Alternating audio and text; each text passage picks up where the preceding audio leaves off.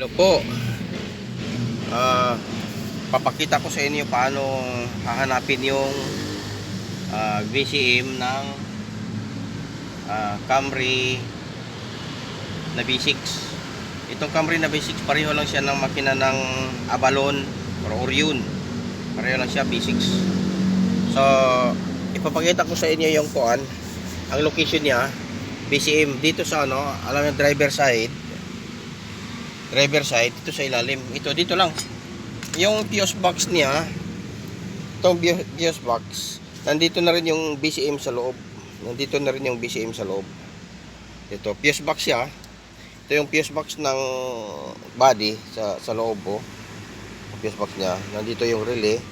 Ang BCM nandito na rin sa loob. Pag binuksan mo itong kuan, pag binuksan mo itong mga clips dito, yung binuklasan ko na kanina, hindi ko lang record dito, may mga clips dito siya.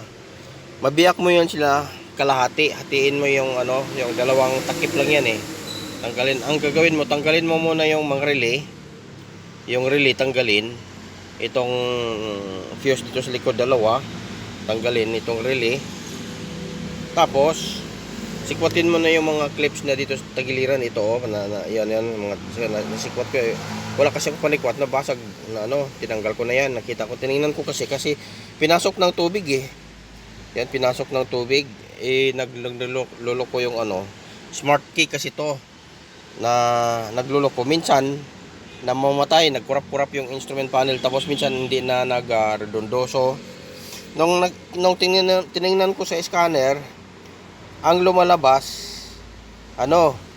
yung ignition 2. Ang ignition 2, ang tinuturo niya dito sa mismo sa loob ng BCM. Ngayon, pwedeng ang BCM mismo ang may problema or relay or ang electrical connection. Pero ang naging problema, history kasi nito mga kaibigan, ang naging mga history nito, siya, nabasa sa ulan. Nabasa to sa ulan kasi dito, dito, tingnan mo dito sa ibabaw, pumapasok yung yung tubig dito sa ibabaw, tumutulong dito sa loob, tumutulong ang tubig. No, tumutulong dito sa loob, nabasa to. Nabasa ang BCM ng tubig. So nung pinaklas ko naman to, wala naman akong nakitang sunog pa sa circuit.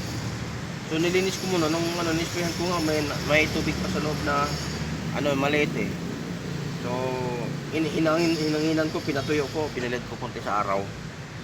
So malaman natin mamaya kung anong resulta dito, kung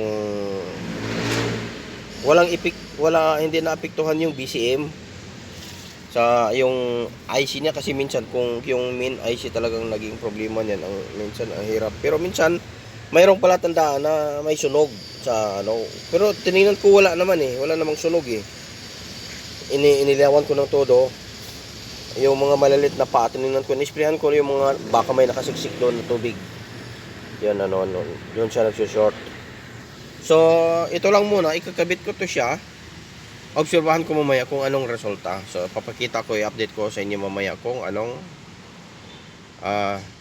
resulta nitong na to.